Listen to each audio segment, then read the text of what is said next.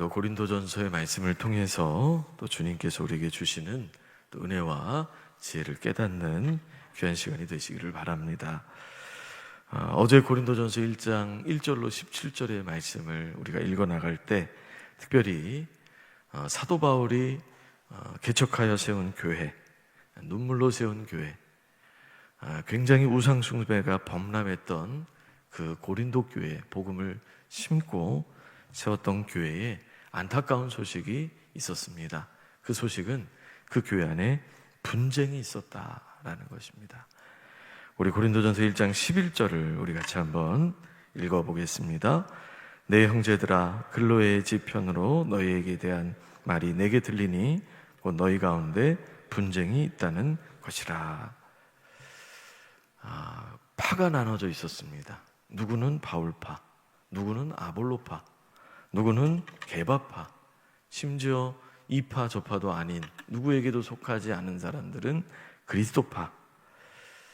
이런 파벌이 나눠지고 또 분열이 되고 또 관계에 의해서 사람들의 마음이 흔들리고 있는, 누구를 따를 것이냐, 누구를 의지할 것이냐, 이 사람에 의해서, 관계에 의해서 나눠지는 그 한복판에 사도 바울은 오늘 고린도전서 1장 18절로 31절을 통해 우리가 무엇을 통해서 이 분열된 마음을 하나 되게 할 것인가, 오늘 하나님의 능력을 쓰고 있습니다. 우리 18절의 말씀을 같이 읽어보겠습니다. 십자가의 도가 멸망하는 자들에게는 미련한 것이요 구원을 받는 우리에게는 하나님의 능력이라. 아멘. 십자가의 도 그리고 예수 그리스도, 이 두 가지를 강조합니다. 왜냐하면 믿지 않는 사람들에게는 이 십자가 미련해 보입니다. 하나님의 능력이 능력으로 보이지 않습니다. 그런데 고린도 교회 성도들도 그러했습니다. 그들도 십자가가 미련해 보였고 복음이 들리지 않았습니다. 하나님의 능력이 능력으로서 보이지 않았습니다. 그런데 은혜로 구원을 받았고, 그런데 그런 서로의 모습 속에서, 나뉘어진 모습 속에서 예수 그리스도로 하나가 되었었습니다. 그런데 어느 순간 예수 그리스도는 사라지고 십자가의 구원의 은혜는 잊어버리고 나는 누구파다, 나는 누구를 따른다, 나는 이도저도 아니면 그리스도파다, 이렇게 나뉘어져 있다는 것입니다. 그래서 구원을 생각해봐라. 우리가 받은 십자가의 은혜를 생각해봐라. 영원히 죽을 수밖에 없는 죄인을 구원하신 하나님의 능력을 기억해봐라 라고 말씀하고 있습니다. 무엇이 중요하냐? 예수 그리스도 아니냐? 무엇이 정말로 이 땅을 살아가는 지혜냐? 바로 하나님의 구원 방법을 통한 은혜가 아니냐? 그래서 여러분 21절을 우리 같이 한번 읽어보겠습니다. 하나님의 지혜에 있어서는 이 세상이 자기 지혜로 하나님을 알지 못하므로 하나님께서 전도에 미련한 것으로 믿는 자들을 구원하시기를 기뻐하셨도다. 아멘. 인간의 지혜로는 하나님을 알 수가 없습니다. 그랬다면 아마 이 십자가를 보고 오곡교회로 많은 사람들이 스스로 걸어왔을 것입니다. 그러나 하나님께서는 전도에 미련한 것, 미련해 보여요. 하나님께서도 말씀을 통해 우리에게 알려주십니다. 전도는 미련해 보인다. 물티슈를 나눠주고 예수 믿으라고 말한다고 누가 찾아오겠냐? 미련해 보입니다. 그러나 하나님은 이 전도의 방법을 통해 지금도 영혼을 구원하고 계시고, 우리도 이 자리에 오기까지 수많은 선교사님들의 전도가 있었고, 수많은 믿음의 선진들의 전도가 있었고, 중보기도가 있었기 때문에 우리도 구원받은 줄로 믿습니다. 미련해 보여도 하나님은 전도자를 통하여, 연약해 보여도 하나님은 복음을 통하여, 유대인들은 꺼리는 것이었습니다. 이방인들은 미련하게 보이는 것이었습니다. 그래서 복음을 전하면 유대인들은 표적을 보여줘라, 능력을 보여줘라, 기적을 보여주면 믿겠다. 또 헬라인들은 지혜롭게 설득해봐라, 논리적으로 설득해봐라, 그러면 믿겠다. 그러나 기적이 없어도, 또 지혜로운 설득이 없어도 우리에게는 예수 그리스도가 하나님의 지혜요 십자가가 구원의 능력인 줄로 믿습니다. 그것을 강조하면서 왜 나뉘었느냐? 무엇을 보고 있느냐? 왜 십자가 구원의 은혜를 잊어버리고 살아가느냐? 이렇게 말씀하는 것입니다. 전도는 단순히 사람들을 데려오는 것이 아닙니다. 전도하면서 하나님의 능력이 드러납니다. 전도하면서 내 심령이 뜨거워집니다.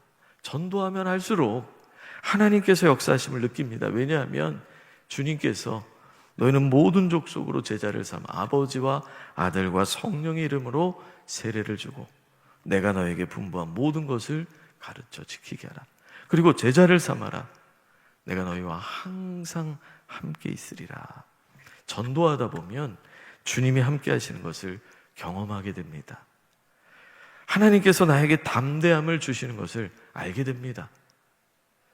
우리가 지지난주에 청년들과 주일날 오후에 저녁 시간대 전도를 하는데 다 두려워합니다.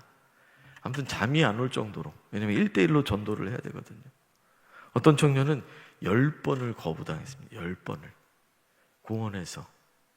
불편할 만하죠. 그리고 두려워했기 때문에 10번을 거부당하고 제가 물어봤습니다. 어떠냐고. 근데 할만하대요. 그래도 할만하대요. 할 수 있대요. 왜 그럴까요? 인간적으로는 말이 안 됩니다. 그런데 전도할 때 그 마음을 붙드시는 분이 바로 성령님이신 줄로 믿습니다. 이것을 누가 설명할 수 있습니까? 이 시대에 어떤 청년들이 1대1로 복음을 전합니까? 그런데 성령님이 역사하시니까 그 현장에 가는 거예요. 그리고 1대1로 복음을 전하는 것입니다. 하나님은 전도에 미련해 보이는 것으로 그리고 연약해 보이는 사람들을 통하여 영혼들을 구원하십니다. 우리 27절 말씀을 같이 읽어보겠습니다. 그러나 하나님께서 세상에 미련한 것들을 택하사 지혜 있는 자들을 부끄럽게 하려 하시고 세상에 약한 것들을 택하사 강한 것들을 부끄럽게 하려 하시며 하나님은 세상의 기준으로 뛰어난 사람만을 쓰지 않으십니다. 내가 연약함을 느껴도 내가 부족함을 느껴도 내가 배운 것이 많지 않다 할지라도 내가 가진 것이 없다 할지라도 하나님은 얼마든지 쓰십니다. 그래서 드러내십니다. 하나님의 능력을, 하나님의 역사를. 하나님은 결코 환경의 제한을 받지 않으십니다. 하나님이 쓰시려고 하면 어떤 방법으로든 훈련을 시키시고 어떤 방법으로든 복음을 전하게 하십니다. 사무엘 같은 경우는 하나님의 종으로서 부름을 받았지만 그 하나님의 종이 훈련받는 환경이 엘리 제사장 그리고 그 타락한 그의 아들들 밑에서 훈련을 받아요. 둘 다 하나님의 심판을 받습니다. 그런 분위기 속에서 훈련을 받지만 하나님께서는 그 누구보다도 사무엘을 잘 훈련시키십니다. 왜냐하면 사무엘을 직접 부르시고 직접 말씀하시고 직접 훈련시키십니다. 어떤 환경에 있다 할지라도 아무리 어려운 환경이 있다 할지라도 아무리 연약하다 할지라도 하나님이 붙드시면 하나님의 능력이 나타나는 통로가 될 수 있습니다. 그래서 오늘 29절을 말씀합니다. 29절 같이 한번 읽어보겠습니다. 이는 아무 육체도 하나님 앞에서 자랑하지 못하게 하려 하심이라. 하나님께서 연약한 자를 쓰신 이유는 분명합니다. 모든 영광을 하나님께 돌리기 위하여. 그렇게 고린도 교회가 세워졌습니다. 그런데 뚜껑을 열고 보니까 어느 순간 시간을 지나고 보니까 나는 바울파다, 나는 아볼로파다, 나는 게바, 베드로파다, 나는 이도저도 아닌 그리스도파다.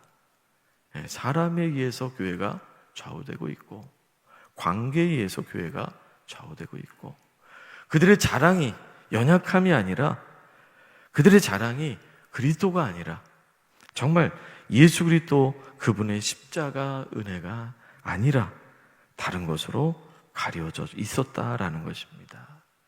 결론처럼 사도 바울은 30절에 예수 그리스도께서, 오직 그리스도께서만이 우리의 지혜가 되시고 우리의 죄됨을 의롭게 하시는 의로움이 되시고, 그리스도만이 우리의 거룩함이 되시고, 그리스도만이 우리의 구원이 되십니다.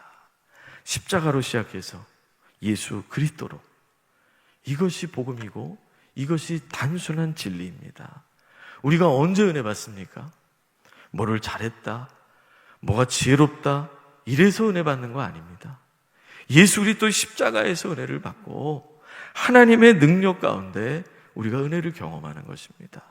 교회가 자랑할 것은 예수 그리스도, 우리가 바라볼 것은 하나님의 능력, 거기에 은혜가 있고 거기에 소망이 있습니다. 우리 그리스도인들은 세상적인 성공이나 능력이 자랑이 되어서는 안 됩니다. 당연한 말입니다. 당연한 말이지만 우리의 대화의 대부분의 내용이 무엇인지를 돌아봐야 합니다. 하나님께서 내 삶에 어떤 일을 행하셨나? 나는 부족하지만 어떻게 은혜를 베풀어 주셨나? 우리의 간증 속에 주님의 은혜가 얼마나 드러나고 있는가? 왜냐하면 그것이 우리 신앙의 현 위치를 보여주기 때문에 많은 이야기를 하다 보면 결국엔 우리 중심이 드러납니다. 야구를 좋아하는 사람은 결국 끝에는 야구 이야기가 나와요. 관심사가 나오게 되어 있습니다. 그 관심사가 잘못됐다는 것이 아닙니다. 그러나 우리가 세상만을 쫓아가다 보면 어느 순간에 아볼로파, 게바파, 바울파, 그렇게 갈 수밖에 없어요. 너는 누구 편이냐? 너는 어디에 속했냐? 근데 우리가 자랑해야 될 것은 예수 그리스도. 사람의 관계의 능력이 아니라 하나님의 능력, 바로 나를, 미련한 자인 나를, 연약한 자인 나를, 죽을 수밖에 없었던 나를 구원하신 예수 그리스도의 피 묻은 십자가, 그것만이 우리가 주목하고 자랑해야 될 내용인 줄로 믿습니다. 여러분, 마음껏 자랑하십시오. 마음껏 드러내십시오. 그러나 31절 말씀처럼 자랑하는 자는 주 안에서 자랑할지니라. 결국에는 십자가입니다. 결국에는 나를 구원하신 복음입니다. 이것이 빠지면 신앙생활도 힘이 없고 맥이 풀리고 하나님의 능력도 자랑할 것이 없어집니다. 오늘 우리의 삶이 분쟁 가운데 있다면 뭘 바라봐야 되느냐? 나를 구원하신 십자가. 그것이 하나님의 능력이라고 자랑했었는데 어느 순간 자랑이 사라져버리고 세상 이야기로 빠져들고 있다면 다시 십자가. 십자가의 도가 멸망하는 자들에게 미련하게 보여요. 근데 우리에겐 자랑이잖아요. 그럼 우리 입술에서 계속 드러나야 됩니다. 구원을 얻는 우리에게는 하나님의 능력이 됨이라. 이 능력이 우리 입술로 고백되고 이 능력이 우리 삶에 살아나고 이 능력이 자랑이 되시기를 주님의 이름으로 간절히 축원을 드립니다.